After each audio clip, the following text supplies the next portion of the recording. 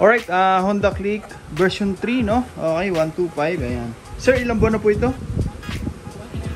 Uy, 1 month pa lang po, no? Tapos, pinagkatiwala po agad sa atin, no?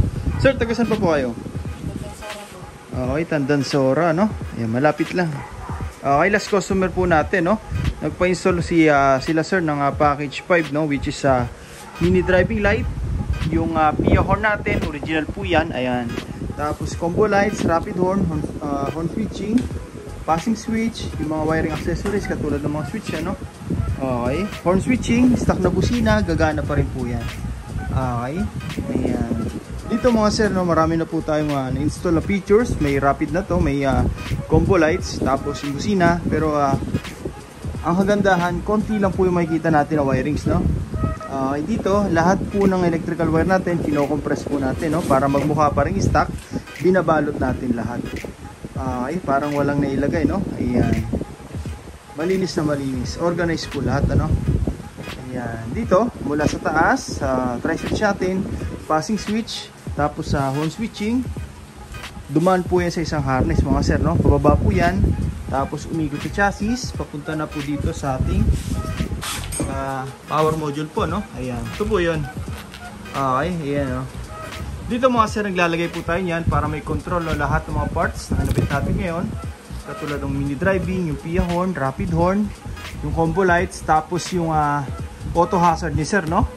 Okay, ayan. Denso po yan, made in Japan, kaya matibay po talaga. Ayan po yan, no? Ayan. Malinis na malinis. Wala po tayong makikita mga naka-expose na electrical wire na pwede pong masugatan, mabasa anytime, no? Okay, yan. Dito, lahat po yan nakakonect po yan dito sa ating power module, no? Siya po yung distributor ng power mula sa baterya, papunta ng trigger sa mga switch natin, and then papunta na po na output, no? Sa mini driving, ito po yung balas.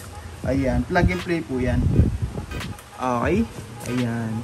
Dito, hindi lang po siya distributor mga sir, no? Ang trabaho po niya talaga para maiwasan natin yung fluctuation, magsabay-sabay man tayo naka-on yung mga ilaw, maiwasan natin yung fluctuation. Ayan po yung purpose niya, no? Ayan, may mga customer po kasi tayo pagka nagre-redondo po, no? Sumasabay yung kurap ng MDL. Dito, hindi po magiging ganon. Stable po yung current. And dahil po dito, no? Denso po yan. Okay, gamit po yan ng Toyota, no? Medyo may kamahalan pero sulit po yan. May mga customer po tayong gamit ito, 5 years na po, no? All goods pa rin. Ang kagandahan pa niyan mga sir, universal po yan, no? Kahit anong brand ng busina, kahit anong brand ng mini driving, applicable po yan. Hindi na po tayo magkakat ng wire, wala na po tayong gagalawin dito sa wiring sa kinabit natin. Yan na po yung gagamitin. Salpak-salpak na lang po, no? Kung sakali lang naman na magpapalit tayo ng ibang busina. Okay? Ayan.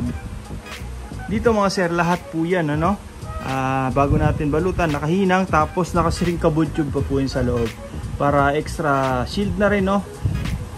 Tumagal man yung wirings natin, hindi po basta-basta magkakaroon ng electrical short. Ayan. Magkaroon man ng factory defect yung mga parts sa kinabit natin, meron po tayo nilagay na fuse dito sa may baterya, no? Para in case mangyari po yun, yung motor na sir, wala pong mangyayaring sunog po, no? Kaya under pa rin, wala pong madadamage. Ganun po tayo ka-safety, ano? Okay. Ayan. Ngayon, testing natin yung MDL po, no? Start natin. Ayan. Mini driving, high and low. O, yun, no? High lumens po ito, mga sir, Okay. Ito po yung mini driving natin na mababa yung watts, pero napakalakas po. Ayun, no?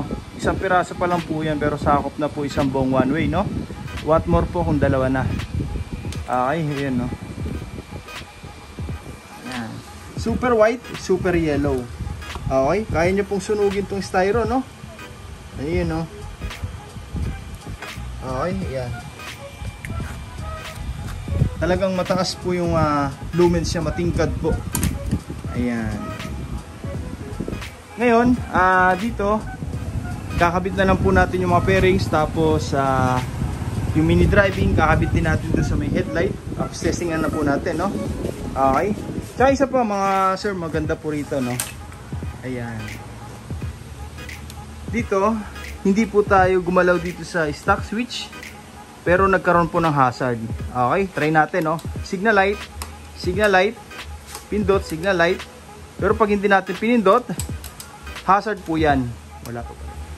Hindi po tayo nagpalit po ng handlebar switch, no? Stock pa rin po yan. Mas preferred pa rin po natin to, no? Pero nakakapag-hazard dapat po tayo, no? Sa stock switch. Signal light. Pag kung gusto natin ng hazard, hindi po natin pipindutin. Ganyan lang po, no? Okay.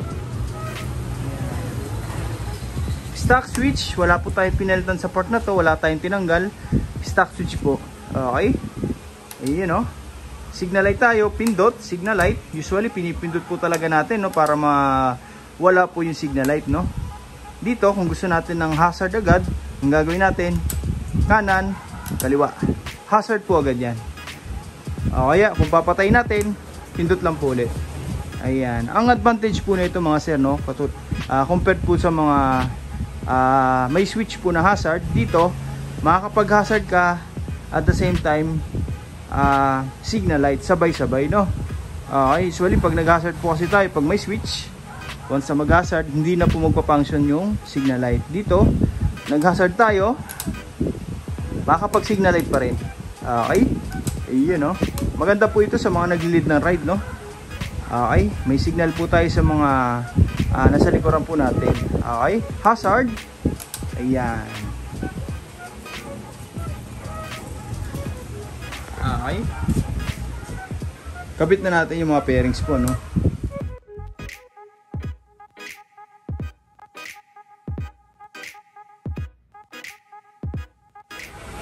Alright, natapos na po natin yung motor na sir, no? Okay, time check tayo sir. 10:20 po nung gabi na po, no? Okay, last customer natin.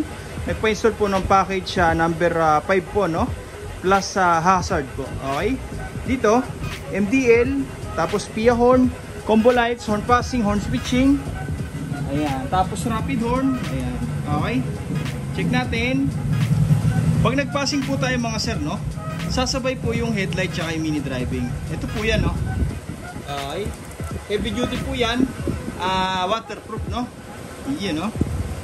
Dito mga sir, usually sa Honda Click, no? Mahirap po gawing passing yung headlight. Pero dito, nagagawan po natin ng module po, no? Yan, no? Okay? Ito po yung difference po ng gawa natin sa iba, no? Usually pag nag-passing, MDL lang po yung iilaw. Mini driving lang po yung iilaw, no? Pero dito, kasabay po dyan yung headlight. Okay, ang purpose natin dyan mga sir, kaya pinagsasabay po natin, no? Para pag nag-passing, nag-on tayo ng high ng headlight, nag-passing, may ilaw pa rin po. Mag-on man tayo ng mini driving, nag-passing, may ilaw pa rin po. Okay? Kahit naka-on o naka-off yung mga ilaw natin, magpa-passing po yan. Yan, no? Kahit po naka-high yung, no, yung MDL, nag-passing, ayan, yung headlight naman ang papalit dyan. Okay, yun po yung combo lights natin mga sir, no? Hindi po tayo basta-basta nagtatap ng mini driving dito sa headlight, kundi naka-combos po yan. Pag nag-passing sabay-sabay, pero pwede nating i-on, i-off separately nang hindi po nagsasabay-sabay. Sa busina ganun din po, no? Okay, loud horn. Okay, yun, no? Hindi na po natin matetesting ng pangmadiinan, no? Kasi medyo malalim na po yung gabi. Okay. Tapos may rapid horn na rin po ito, no? Iyan, no? Okay. Ito naman po yung stock horn natin. Wala pong blinker.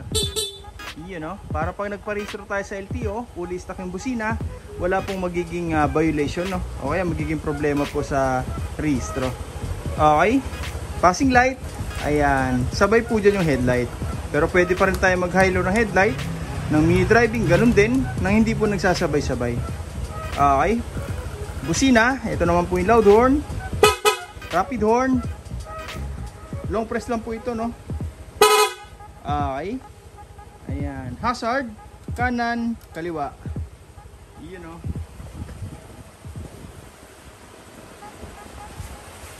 Okay, signal light, pindot, signal light. Usually pinipindot po talaga natin, no, para bumalik yung ma-off natin yung signal light, no? Kung gusto natin ng hazard, kanan, kaliwa, hindi pinipindot. Okay? Ganun lang po kasimple yan mga sir. Napaka basic po, no? Yung setup natin dito. Hindi na po tayo gumagamit ng mga mga iba't ibang switch. Ito na po yun. Okay. Hazard. Ayan. Okay. Passing light. Andito na po. Kung ano yung meron po sa tie switch, no? Yung tinatawag nilang tie switch na left and right switch. Meron na po dito. Katulad ng hazard. Katulad ng passing light. Ayan. Okay. Ayan, no? Mas matibay po kasi ito compared sa mga aftermarket na switch, no? Okay. Ayan. Sa mga gusto pong paggawa, no, direct message nyo lang po, MJ Works. O kaya punta na lang po kayo dito sa shop, no? Maraming salamat po.